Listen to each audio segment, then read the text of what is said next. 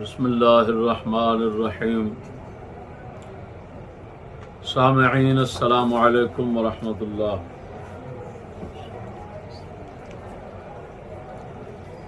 اس مجلس کا موضوع ہے شیعہ مذہب میں امام حسین رضی اللہ تعالی عنہ نے یزید کے ساتھ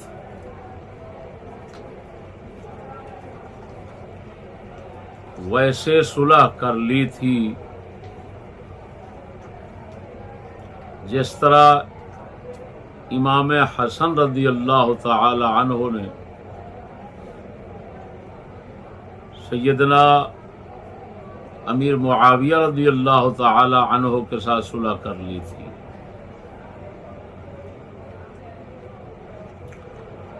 دنیا کو یہ حقیقت سنتے ہوئے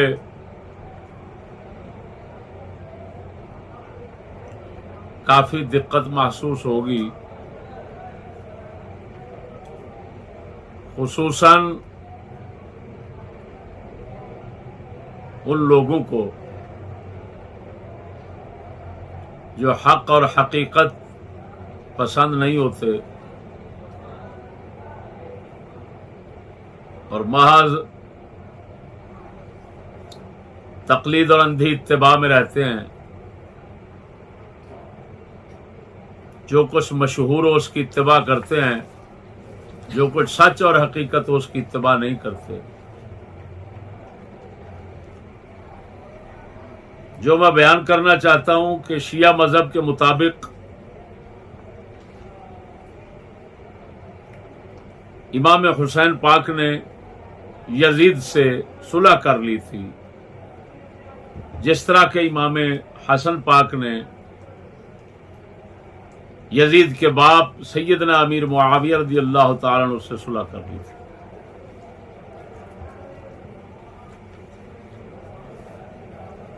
یہ میں شیعہ مذہب کی روایتی کتابوں سے نہیں بتانا چاہتا، نہیں سامنے لا رہا۔ روایات میں کہہ لیا جاتا ہے جی اس میں ضعف ہے، یہ سند صحیح نہیں ہے، یہ ایسے ہے، موضوع ہے، فلان ہے۔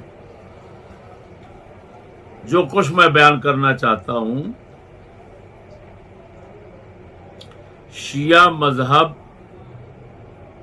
کے عقائد پر دنیا رافضیت کی مستند ترین اور مضبوط ترین کتاب سے پیش کرنا چاہتا ہوں۔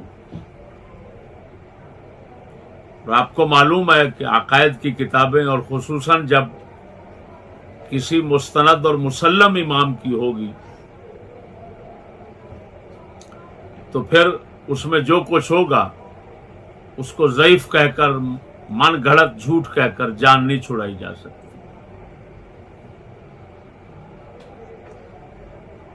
میرے دوستو، جس کتاب سے میں یہ مسئلہ پیش کرنا چاہتا ہوں اس کتاب کو دیکھ لیں، تلخیص الشافی، شیخ الطائفہ ابی جعفر طوسی کی۔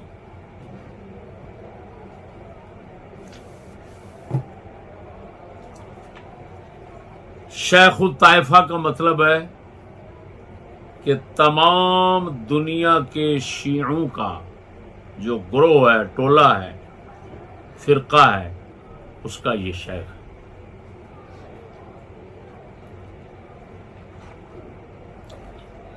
اس کا ایک استاد ہے، اس کو کہتے ہیں شیخ مفید، اس کو کہتے ہیں یہ شیعہ شیخ الامہ، اور یہ ابو جعفر طوسی جو ہے اس کو کہا جاتا ہے شیخ الطائفہ۔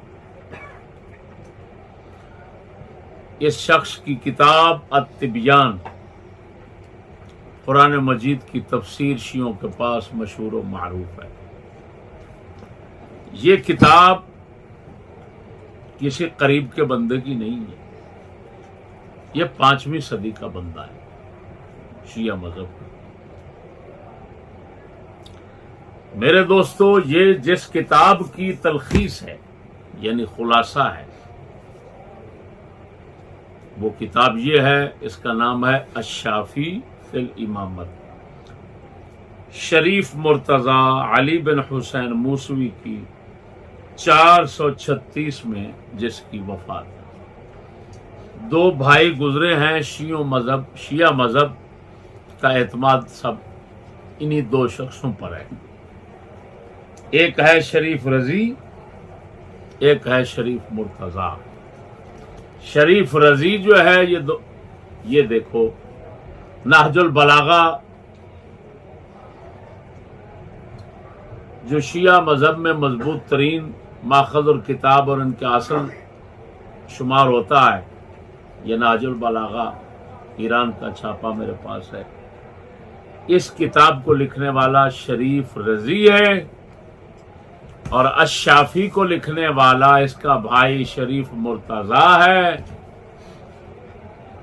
اور پھر یہ شخص اس کا شاگرد ہے شریف مرتضی کا، اپنے استاذ کی کتاب کی اس نے تلخیص کیا جس کا نام ہے تلخیص الشافی۔ اس کی 4 جلدیں ہیں، چوتھی جلد کے صفحہ نمبر 185 پہ لکھا ہے، جو کچھ لکھا ہے میں پورے چیلنج کے ساتھ پورے عرب و عجم کو چیلنج کر کے کہتا ہوں، بندہ ناچیز کی عبارت یا ترجمے میں غلطی نکالنا، مطلب بیان کرنے میں غلطی نکالنا تو میں جرم دار۔ وقد ہم ابو عبد اللہ علیہ السلام لما عرف بقتل مسلم واشیر علیہ بالعود فوثب إليه بنو عقيل فقالوا والله لا ننصرف حتى ندرك ثأرنا أو نذوق ما ذاق أخونا۔ جب امام حسین پاک کو امام مسلم کے قتل کا علم ہوا اور آپ کو اشارہ ملا کہ واپس لوٹ جاؤ، حسین واپس لوٹ جاؤ، اشیر علیہ بالعود، کربلا کی طرف نہ جاؤ، واپس چلے جاؤ۔ خبر کیا ملی؟ صرف امام مسلم کی شہادت کی، قتل کی۔ ٹھیک ہے، یہ قتل کے لفظ لکھے میں اسی طرح پڑھ رہا ہوں، بے قتل مسلم یہ لفظ ہے۔ جو لوگ کہتے ہیں کہ قتل بول دیا تو گستاخ ہو گیا، بہرحال یہ پھر بڑا گستاخ ہے۔ تو میرے بھائیوں، یہاں پر یہ سوچنا چاہیے کہ اگر امام حسین پاک دین بچانے کے لیے نکلے تھے، قرآن بچانے کے لیے نکلے تھے، کلمہ بچانے کے لیے نکلے تھے، اسلام کو بچانے کے لیے نکلے تھے، کفر کے خلاف نکلے تھے، تو ایک شخص کے قتل ہونے سے یہ سارا فرض ختم تھوڑا ہو جائے گا، فرض تو اور زیادہ لاگو ہو جاتا کہ ایک تو ایک اتنا عظیم الشان مسلمان قتل کر دیا گیا، دوسرا دین اسلام قتل ہو رہا ہے، تو واپس ہونے کا کیا معنی؟ خیر، فوثب الیہ بنو عقیل، امام مسلم بن عقیل کے دوسرے بھائی وہ سارے کود پڑے۔ جب امام نے ارادہ فرمایا واپس جانے کا تو انہوں نے کہا واللہ لا ننصرف حتی ندرک ثأرنا او نذوق ما ذاق اخونا، کہ ہم نے واپس نہیں جانا اللہ کی قسم جب تک ہم بدلہ نہ لیں یا جو موت ہمارے بھائی نے چکھی وہ ہم نہ چکھیں۔ اس پر بھی آپ غور فرمائیں، عجیب بات ہے کہ امام جانا چاہتے ہیں واپس، امام مسلم کے بھائی آگے لے جانا چاہتے ہیں کوفہ کی طرف۔ اب دین کی بات تو نہ رہی، اب تو بھائی کی بات رہ گئی۔ پھر وہ کہتے ہیں ہم بدلہ لیں گے، اب یہاں بدلے کی بات آ گئی، اسلام کی بات کدھر گئی؟ دین کی بات کدھر گئی؟ قرآن کی بات کدھر گئی؟ کلمے کی بات کدھر گئی؟ حالات اتنا سخت تھے کہ سب کافر ہو گئے، صرف امام حسین اور یہ چند لوگ بچ گئے۔ ایسے حالات میں کیا ہو گیا کہ امام مسلم کے بھائی کہہ رہے ہیں ہم نے انتقام لینا ہے، حتی ندرکا ثأرنا، یہ لفظ ہیں یہاں، یہ نہیں ہے کہ اسلام جا رہا ہے تو ہم اسلام کو بچانے جا رہے ہیں، قرآن جا رہا ہے، کلمہ جا رہا ہے، ہم اس کو بچانے کے لیے جا رہے ہیں۔ اب تو بھائی کا انتقام ہو۔ اور عام مشہور بات ہے کہ مولا علی کیا کرتے تھے، مولا علی کا خلوص اخلاص کی بات کرتے ہوئے عام مشہور قصہ سنایا جاتا ہے کہ جب آپ ایک کافر کو لٹا کر اس کے اوپر کھڑے ہوئے تھے، اس نے منہ پر تھوک دیا تو آپ نے چھوڑ دیا کہ اب میری ذاتی مسئلہ آ گیا، میں نہیں قتل کرتا تجھے، تو یہ تو صرف ذات کا مسئلہ ہے، دیکھ لو۔ اور وہ کہتے ہیں ہم بدلہ لینا چاہتے ہیں، اور نذوق ما ذاق اخونا، یا مرنا چاہتے ہیں۔ اب امام صاحب فرماتے ہیں فقال علیہ السلام لا خیر فی العیش بعد ہؤلاء، آپ فرماتے ہیں ان کے جانے کے بعد اب زندگی میں کوئی خیر نہیں، ان کے جانے کے بعد زندگی میں کوئی خیر نہیں۔ تو یہ تو اس سے بھی تو صاف پتہ چل رہا ہے کہ اب مسئلہ صرف ان چار اپنے رشتہ داروں کا ہے۔ اگر دین کا مسئلہ ہوتا تو وہ تو فرما دیتے، یہ میں جو کچھ یہ لکھ رہے ہیں ان کی زبان سے سنا رہا ہوں، یہ نہ سمجھنا کہ میری طرف سے ہے، یہ میں ان کی زبان سے جو کچھ لکھا ہوا ہے اس پر ان کی زبان کے مطابق ترجمہ مطلب بتا رہا ہوں کہ دیکھ لیجئے اہل بیت کے ساتھ یہ لوگ کیا کرتے ہیں۔ اب میرے بھائیوں آگے لکھا ہوا ہے ثم لاحقہ الحر بن یزید ومن معه من الرجال الذين انفذهم ابن زیاد ومنعه من الانصراف وسلمه ان يقدم على ابن زیاد نازلا على حکمه فامتنع۔ پھر حر بن یزید آ گئے اور ان کے ساتھ جو لوگ تھے جن کو ابن زیاد نے بھیجا تھا کہ ان کو پھرنے نہیں دینا، واپس نہیں جانے دینا اور سیدھا ابن زیاد کے پاس لانا ہے، نازلا علی حکمہ، میرے حکم پر یہ نزول کرے، یعنی کیا مطلب، میری حاکمیت کو مان کر میرے لیے ہی یہ بیعت کرے۔ اب یزید کی بیعت کی بات نہیں ہوگی۔ فامتنع ولما رہا اللہ سبیل الی العود، جب امام صاحب نے دیکھ لیا کہ واپس جانے کا کوئی راستہ نہیں ہے، تمام راستے بند ہیں، ولا الی دخول الکوفہ، اور نہ ہی کوفے میں جانے کا کوئی راستہ ہے، سلک طریق الشام، ملک شام کی طرف امام چل پڑے، سائرا نحو یزید بن معاویہ، یزید بن معاویہ کی طرف چلتے ہوئے، سائرا نحو یزید بن معاویہ، یزید بن معاویہ کی طرف چل پڑے، لعلمہ علیہ السلام بأنہ علی ما به ارق به من ابن زیاد واصحابہ، اس وجہ سے چل پڑے یزید کی طرف کہ امام سمجھتے ہیں یزید میرے حق میں ابن زیاد اور ابن زیاد کی فوج کی بنسبت نرم گوشہ رکھتا ہے۔ یہ کیا لکھا ہوا ہے؟ دنیا کہتی ہے یزید بڑا ظالم، یزید بڑا کافر، یزید بڑا دشمن، اس کے ساتھ اہل بیت کا دشمن نہیں، اور امام فرما رہے، یہ لکھ رہے ہیں، یہ شیعہ تمام دنیا کے سمجھو شیعہ لکھ رہے ہیں، کیونکہ کتاب ان کے عقیدے کی ہے اور انتہائی مستند ترین کتاب، شیخ الطائفہ کی کتاب ہے، کوئی چھوٹے بندے کی نہیں ہے۔ تو یہ لکھ رہا ہے کہ امام کو علم تھا ابن زیاد اور اس کے اصحاب کی بنسبت یزید میرے حق میں نرم گوشہ رکھتا ہے. ارق کو اگر دیکھا جائے ارق کے لفظ کو تو پھر تو معنی بنتا ہے کہ ابن زیاد اور ان میں بھی نرم گوشہ ہے لیکن یزید میں زیادہ ہے، جس طرح کہ اس میں تفضیل کا قانون ہے. خیر میرے بھائیوں، اب یہ ساری عبارت جو اس نے شروع کی ہے، شیخ الطائفہ نے شروع کیا ایک سوال کے جواب میں. سوال خود اٹھایا کہ جناب جو حسین نے کام کیا، چند بندے ہیں ان کے پاس، چند بندے ہیں، دوسری طرف مقابلے میں بہت تعداد کثیر کی فوج ہے، تو ایسا مقابلے میں آنا یہ تو ہلاکت ہے. اپنے آپ کو ہلاکت میں ڈالنا ہے.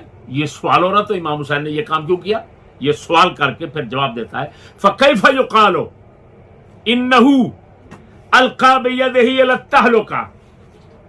یہ سوال کیوں کر کیا جا سکتا ہے کہ امام حسین نے اپنے آپ کو ہلاکت میں ڈال دیا. وَقَدْ رُوِيَ أَنَّهُ عَلَيْهِ السَّلَامُ قَالَ لِعُمَرْ بن سعد اختاروا مني إما الرجوع إلى المكان الذي أقبلت منه أو أن أضع يدي على يد يزيد فهو ابن عمي يرى في رأيه وإما أن تسيروا بي إلى ثغر من ثغور المسلمين فأكون رجلا من أهله لي ما له وعلي ما عليه. کہتا ہے یہ ہلاکت میں امام نے کیسے ڈالا اپنے آپ کو؟ بھائی یہ سوال نہیں بنتا ان پر. کیوں نہیں بنتا؟ کیونکہ انہوں نے عمر بن سعد سے فرما دیا تھا اختاروا منی، مجھ سے تین شقیں میں سے کوئی شق تو پسند کر لو، تین باتوں میں سے کوئی بات پسند کر لو. یا تو میں واپس جانا چاہتا ہوں جہاں سے آیا ہوں تو واپس جانے دو، یا پھر میں اپنا ہاتھ رکھتا ہوں یزید کے ہاتھ پر. یہ لفظ پڑھ رہا ہوں میں کتاب کے، ان اضع یدی علی ید یزید، میں اپنا ہاتھ رکھتا ہوں یزید کے ہاتھ پر. یہ دوسری بات ہے، مجھے لے چلو یزید کی طرف، میں یزید کے ہاتھ پہ ہاتھ رکھتا ہوں. اس سے آپ ذرا اندازہ لگائیں. اللہ اکبر.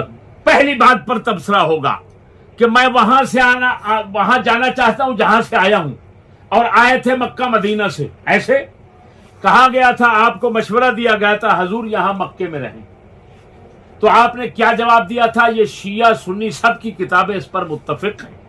آپ نے فرمایا میں حرم پاک جو ہے اس کو حلال نہیں کرنا چاہتا، اس کی حرمت کو تباہ نہیں کرنا چاہتا، ان لوگوں نے مجھے قتل کرنا ہے، لہذا میں وہاں جانا چاہتا ہوں جہاں پر یہ لوگ مجھے قتل کریں اور کعبہ کی بے حرمتی نہ ہو. اب واپس جا کر کیا؟ قتل تو ہونا تھا کیونکہ امام نے خود کہہ دیا، تو بات تو یقینی ہو گئی، امام کی بات تو جھوٹی نہیں ہوگی. جب واپس جائیں گے تو وہ قتل کریں گے، قتل کرنے سے تو حرمت کعبہ برباد ہونی تھی. یہ اعتراض رہے گا. اگلی بات کہ میں ہاتھ سے یزید کے ہاتھ پر ہاتھ رکھتا ہوں، اس ربائی کا کیا بنے گا، اس بکواس کا کیا بنے جب دنیا میں مشہور ہے سر داد نہ داد دست در دست یزید. سر دے دیا، یزید کے ہاتھ پر ہاتھ نہ رکھا. سوال ہے ہاتھ نہ رکھا، وہ تو رکھ رہے ہیں، وہ تو فرما رہے ہیں. یہ تو شیعہ کی مضبوط ترین کتابیں ہیں جن میں یہ لکھا ہوا ہے. عقیدے کی، میں روایت کی کتاب نہیں پیش کر رہا، عقیدے کی کتاب ہے، اور وہ کسی نتھو خیرے کی نہیں ہے، ان کے کسی موٹے چھوٹے بندے کی نہیں ہے، ان کے شیخ الطائفہ کی ہے، ابو جعفر طوسی کی ہے، جس کو شیعوں کا ذاکر اور شیعوں کا مولوی جانتا ہے کہ وہ کیا چیز ہے. اور یہ شافی میں نہیں، شافی کے اوپر جو زوائد ہیں ابو جعفر طوسی کے، جو اس میں ہے. اب سمجھیے، معلوم ہوا جس خبیث شیعہ نے یہ شعر لکھا، سرداد نہ دست در دست یزید، اس نے اپنے مذہب کے خلاف لکھا، لوگوں کو جھوٹ بول کر دھوکے میں ڈالنے کے لیے لکھا، جس طرح کے دھوکے میں ڈال کر لوگوں سے پیسہ بٹورا جاتا ہے اور بنو امیہ کی دشمنی کو اور صحابہ کی دشمنی کو دل میں مضبوط کیا جاتا ہے ان ساری بکواسات کے ذریعے۔ وہ بکواس سامنے آ گئی، یہاں پر تو یہ ہے ہاتھ پر ہاتھ رکھوں گا، ہے دست سر داد نہ داد دست در دست جدید، ان بغیرتوں کا دست نکال دینا چاہیے۔ بغیر تو تمہیں شرم نہیں آتی، جھوٹ بولتے ہو۔ اور پھر آگے کیا ہے؟ اگلے لفظ تو اور زیادہ چھرا مارتے ہیں ان خبیث لوگوں پر۔ کیا ہے؟ فَهُوَ ابْنُ عَمِّي، یزید میرے چاچے کا بیٹا ہے، لے چلو مجھے، میرے چاچے کا بیٹا ہے۔ میں یہاں لطیفہ کہتا ہوں، ایک لڑکا مجھے کہنے لگا یار امام حسین یزید کو چاچے کا بیٹا کہہ رہے ہیں، تو اگر ہم اس کو ماموں کا بیٹا کہہ دیں تو کیا حرج ہے؟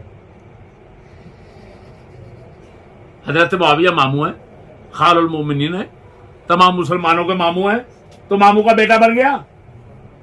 ارے امام حسین یزید کو کہہ دیں چچے کا بیٹا تو کوئی حرج نہیں، اگر مسلمان کو کہہ دے مامے کا بیٹا تو کافر ہو گیا۔ اللہ لعنت ہے ایسی سوچ پر۔ آگے سنیے کیا لفظ ہے، یا مجھے سرحد کی طرف جانے دو، جہاں مسلمان سرحد پر کافروں کے مقابلے میں کھڑے ہیں، لڑ رہے ہیں، وہاں مجھے جانے دو۔ ایمان تسیرو بی الی ثغر من ثغور المسلمین۔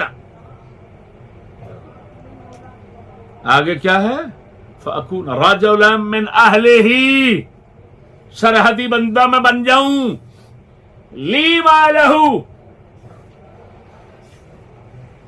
جو سرحدی مجاہد کے حاکموں پر حقوق ہیں وہ میرے بھی بن جائیں گے۔ وَعَلَيَّ مَا عَلَيْهِ، ان لفظوں پر غور کرو۔ اور جو سرحدی مجاہد پر حاکم کے فرائض اور حقوق ہیں وہ مجھ پر ہوں گے۔ یہ تو امام صاف کہہ رہے ہیں کہ سرحد پر جا کر میں یزید کا فوجی بن کر رہوں گا۔ وہاں پر یزید کی فوج تھی، کسی کے باپ کی نہیں تھی وہاں پر۔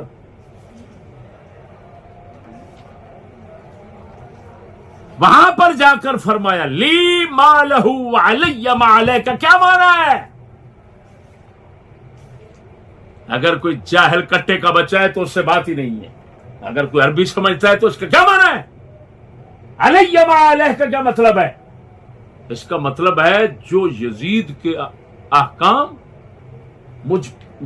دوسرے فوجی پر چلیں گے وہ مجھ پر چلیں گے، جو اطاعت دوسرے پر فرض ہوگی وہی اطاعت مجھ پر فرض ہوگی۔ یہ ہے علیہ ما علیہ کا۔ لاکھ لعنت ہے ان کہانی سازوں پر جن لوگوں نے کہانیاں بنا بنا کر کہاں تک پہنچا دی۔ توجہ فرمائیے، اور آگے عبارت ہے، جب میں نے کہا کہ یزید نے ابن زیاد نے کہا کہ بیعت میری کرو، میرے حکم پر نزول کرو،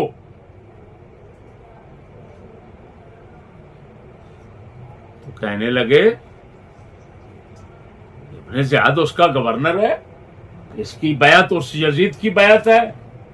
ان کتوں کو جواب شیخ الطائفہ، ان کا شیخ الطائفہ، یہ برائلر جو ہیں، برائلر کا شیخ الطائفہ، وہ کیا دے رہا ہے؟ وہ کہتا ہے فلما رأى علیہ السلام اقدام القوم وان الدین منبوذ وراء ظہورہم وعلم انه ان داخل تحت حکم ابن زیاد تعجل الظلم والعار وآل امره من بعد الى القتل التجا الى المحاربة والمدافع لنفسه۔ کہ جب امام پاک نے دیکھ لیا یہ یزید کی فوج کیا کرنا چاہتی ہے اور دین کو انہوں نے پیچھے پھینک دیا ہے، اور امام پاک جان گئے کہ اگر ابن زیاد کے حکم پر میں اترتا ہوں، کیا مطلب اس کی بیعت کرتا ہوں، تو تعجل الذل والعار، ذلت اور عار جلدی میرے اوپر آ جائے گی، اور یہ میری ذلت ہے۔ کیوں کہ خلیفہ جو ہے اس کی تو بیعت نہیں کر رہا، ایک عام گورنر اس ظالم شخص کی میں بات کروں، خلافت کی نہیں، خلافت کو نہ مانوں، اس کی عمارت کو مان لوں، اور یہ پھر اپنی مرضی کا حکم جاری کرے میرے اوپر۔ یہ امام کی ذلت تھی، تعجل الذل والعار۔ اور یہی بات بحمد اللہ تعالی بندہ ناصر نے بیعت یزید کتاب میں لکھی۔ لعنت ہے ان بھڑووں پر جو پڑھتے ہیں اور پھر کہتے ہیں وہ اس میں کیا ہوگا، وہ تو اس کی بات بھی تو اس کی بات تھی، لکھ لعنت۔ شیعہ سمجھ گیا، تمہیں سمجھ نہیں آ رہی؟ چلو شکر ہے، اگر تمہیں سمجھ آتی تو ہم سے جدا ہوتے۔ وَعَلَى أَمْرُهُ مِنْ بَعْدُ إِلَى الْقَتْلِ، آپ سمجھتے تھے کہ اگر میں ابن زیاد کی بیعت کر لیتا ہوں پھر بھی یہ مجھے قتل کر دے گا، لہٰذا وہ جانا چاہتے تھے یزید کی طرف تاکہ ذلت بھی نہ ہو اور قتل سے بھی بچ جاؤں۔ التجا الى المحاربہ والمدافعۃ لنفسہ۔ میرے بھائیو، اس کے بعد اللہ اکبر، پھر اس کے بعد اگلے صفحے پر لکھ رہا ہے وَإِنَّمَا أَرَادَ إِذْلَالَهُ وَالْغَدْ مِنْ قَدْرِهِ بِالنُّزُولِ تحت حکمه ثم يفضي الامر بعد الذل الى ما جرى من اتلاف النفس، کہ ابن زیاد امام کو ذلیل کرنا چاہتا تھا، اس نے اس وجہ سے شرط رکھی کہ میری بات کر۔ یہ دیکھ، یہ لفظ پھر کیا ہونا تھا؟ قتل نفس، قتل، ذلت بھی اور قتل، کچھ مقصد بھی حاصل نہ ہو۔ یہ امام صاحب انکار کی وجہ تھی امام صاحب کی۔ اب میرے بھائیوں، اس کے بعد اللہ اکبر، جو میں موضوع کا عنوان بنا کے بیٹھا ہوں کہ امام حسین نے بھی یزید کی بیعت کر لی تھی جس طرح کے امام حسن نے حضرت سیدنا معاویہ کی کر لی تھی، اور صلح کر لی جس طرح کروں۔ اب بعین ہی اسی بات کی طرف آتا ہوں، صفحہ نمبر 188 سے عبارت سنا رہا ہوں۔ وَأَمَّا الْجَمْعُ بَيْنَ فِعْلِهِ وَفِعْلِ أَخِيهِ الْحَسَنِ عَلَيْهِ السَّلَامُ فَوَاضِحٌ صَحِيحٌ لِأَنَّ أَخَاهُ عَلَيْهِ السَّلَامُ سَلَّمَ كَفًّا لِلْفِطْرَةِ وَخَوْفًا عَلَى نَفْسِهِ وَأَهْلِهِ وَشِيعَتِهِ وَإِحْسَاسًا بِالْغَدْرِ مِنْ أَصْحَابِهِ وَالْحُسَيْنِ عَلَيْهِ السَّلَامُ لما قبل في ظنه النصرة ممن كاتب وواثق له فرأى من أسباب قوة نصار الحق وضعف نصار الباطل ما وجب معه عليه الطلب والخروج، فلما انعكس ذلك وظهرت أمارات الغدر فيه وسوء الاتفاق رام الرجوع والمكافأة والتسليم كما فعل أخوه عليه السلام، فمنع من ذلك وحيل بينه وبينه فالحالان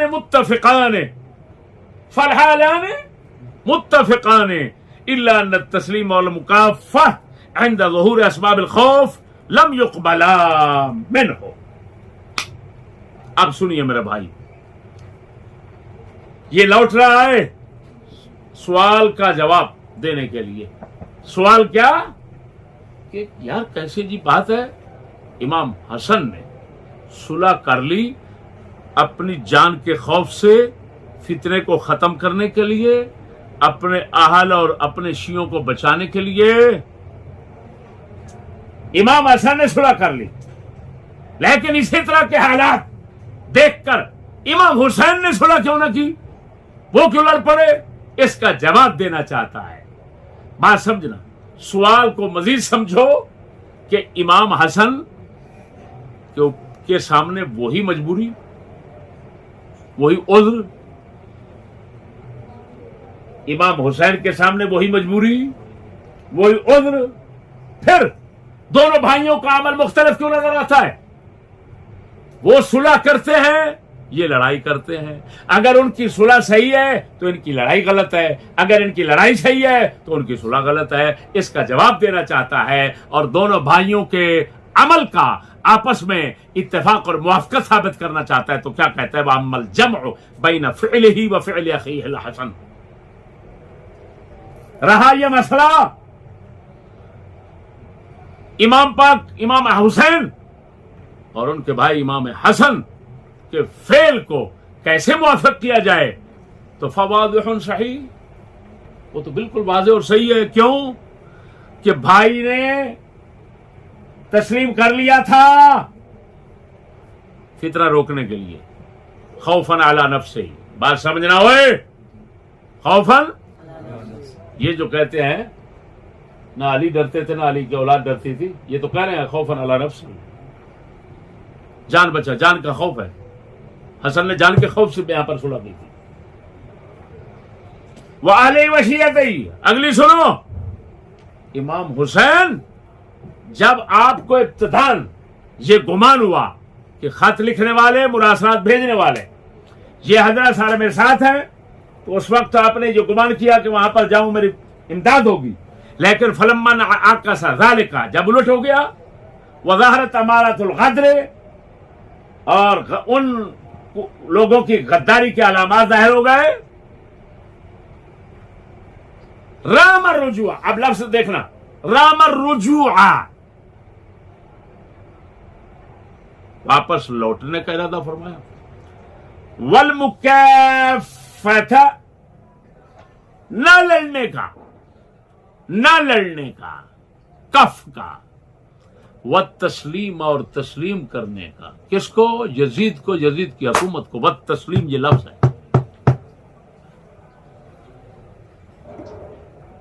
یہ جو پڑھتے ہیں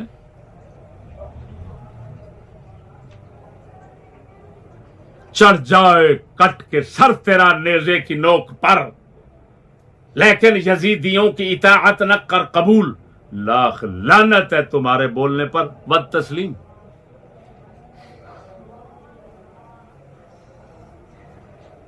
علیہ ما علیہ, اطاعت ہو گئی. والتسلیم, اطاعت ہو گئی. دین جا رہا تھا, ہر شے جا رہی تھی, سب کافر ہو رہے تھے, وہ بھڑوے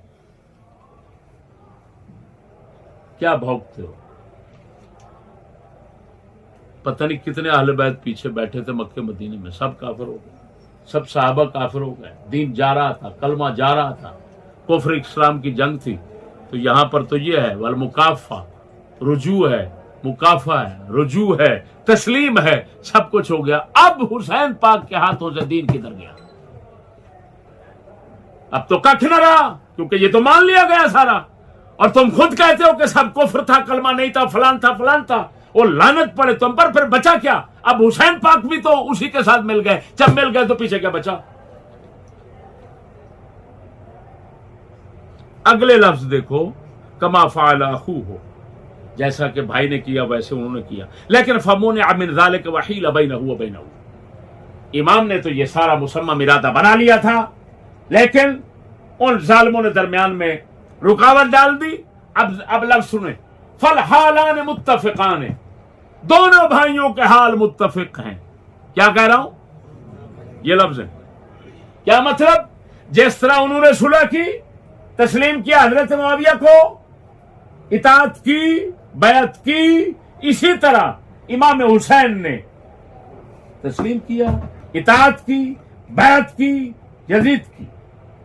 فالحالان متفقان, دونوں حال متفق ہیں. ہاں, الا ان التسلیم والمکافہ, یزید کی حکومت کو تسلیم کر لینا, والمکافہ, اور لڑائی سے رک جانا, عند ظہور اسباب الخوف, خوف کے یہ تمام اسباب. کہتے ہیں خوف نہیں تھا, یہ کیا لفظ ہے؟ عند ظہور اسباب الخوف, یہ سارے خوف کے اسباب جب ظاہر ہو گئے تو لم یقبل منہ, دونوں سے یہ قبول نہ کیا گیا, نہ اس بھائی سے نہ اس بھائی سے.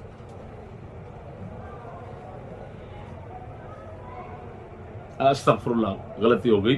لم یقبل منہ, امام حسین سے یہ دو باتیں تسلیم نہ ہوئی, یعنی تسلیم اور مکافہ. یہ دونوں امام نے کر لیے، لیکن امام سے انہوں نے قبول نہ کیے. لم یقبلا منہ، امام حسین سے یہ دو کام انہوں نے قبول نہ کیے، پھر ہو گیا جو ہو گیا. میرے بھائیوں، یہ ہے شیعہ مذہب میں امام حسین کی مصالحت کا، یزید کے ساتھ مصالحت کا مسئلہ. اگر کائنات میں اس کا جواب کوئی شیعہ دے دے سوائے اس کے کہ یہ کہہ دیں کہ ہمارا شیخ الطائفہ کافر ہے، تو پھر تو جان چھوٹ گئی، پھر تو میں کچھ نہیں کہہ سکتا. اگر یہ شیخ الطائفہ بھی ہے، پھر یہ عقیدہ بھی ہے، اس عقیدے کے خلاف آج تک کسی نے قلم نہیں اٹھایا، تو پھر کم از کم ضرور سوچ لو جو منبر پہ ظاہر کیا جاتا ہے وہ اور ہے، اور جو مذہب شیعہ میں حقیقت ہے وہ کچھ اور ہے.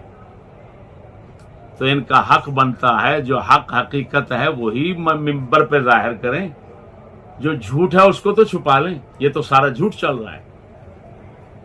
اگر سچ سنائیں تو پھر ذاکروں کو پیسہ نہیں ملے گا، سچ سنائیں تو کسی کو پیسہ نہیں ملے گا، پھر امام حسین کا سودا نہیں کر سکیں گے، اہل بیت کی سودا نہیں کر سکیں گے.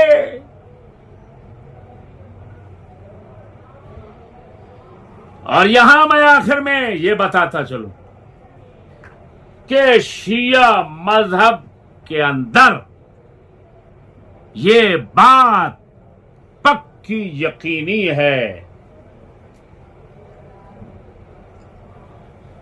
کہ غیبت دو قسم ہے، غیبت صغرا، غیبت کبرا.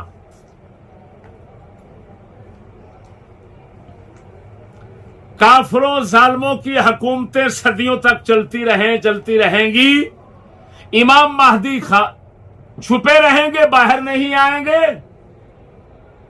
یہ غیبت کبرا ہے. اس کا مطلب ہے کفر و فسق کی حکومت کو امام نے برداشت کیا ہوا ہے، بالکل برداشت کیا، خروج نہیں کرنا. دوسری غیبت صغرا ہے. غیبت صغرا یہ کس کو کہتے ہیں؟ تیسری صدی میں. کون سی صدی؟ تیسری صدی. یہ مضامین نیٹ پر ان کے پڑے ہوئے ہیں ایران کے، میں دکھا رہا ہوں. تیسری صدی میں اہل بیت کے امام سب نے سوائے ان کے جو شاذ و نادر الگ ہوئے، باقی سب نے یہ مذہب بنا لیا کہ ہم نے بادشاہ کے خلاف، ان بادشاہوں کے خلاف، عباسی بادشاہوں کے خلاف ہم نے خروج نہیں کرنا. یہ چاہے ظالم ہے، بدکار ہے، جو مرضی ہے، ہم نے اللہ اللہ کرنا ہے، ایک طرف بیٹھ کر نکلنا حرام ہے، حرام ہے، حرام ہے. اذ ذاك كانوا يعرفون من رأي الأئمة عليهم السلام التقية وتحريم الخروج بالسيف على الولاة وعيب من فعل ذلك من بني عمهم ولومهم عليه.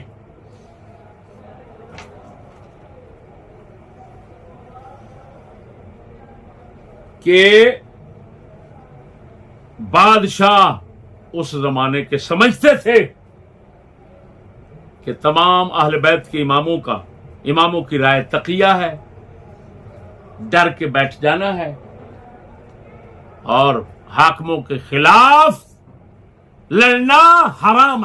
یہ تحریم الخروج لکھا ہے، اور تحریم الخروج بالسیف علی الولاة.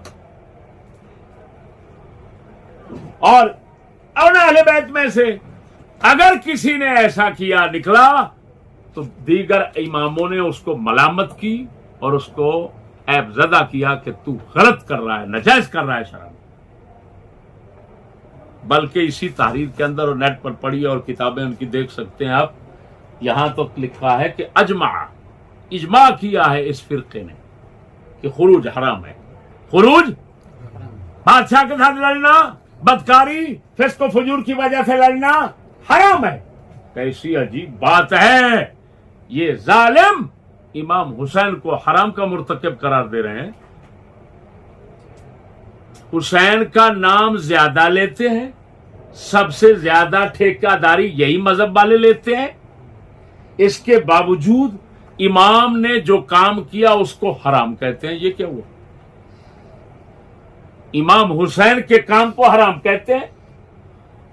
اگر وہ کوئی کرنا چاہے تو کہتے ہیں حرام کا مرتکب ہے, اور کہہ رہے ہیں کہ باقی بعد والے اہل بیت نے کسی نے خروج نہ کیا, جس نے کیا اس کو اگلوں نے کہا یہ حرام کر رہا ہے, نجائز کر رہا ہے. تو سوال یہ اٹھتا ہے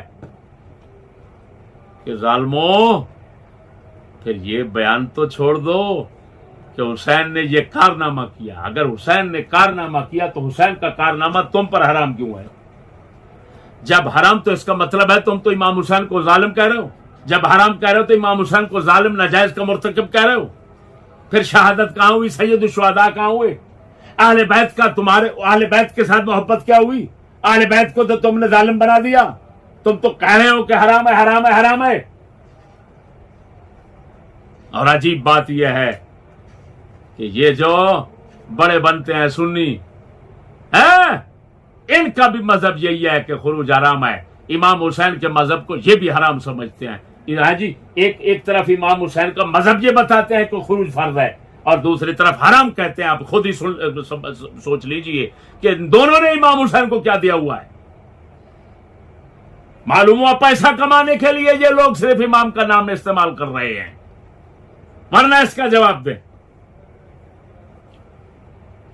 اور جو اپنے آپ کو سنی کہتے ہیں آج کے, پھر ان کا مذہب کیا ہے اس پر میں الگ تبصرہ کروں گا. اس وقت جو موضوع عنوان دیا تھا الحمدللہ تعالیٰ اس کو تمام کیا. اللہ قبول کرے.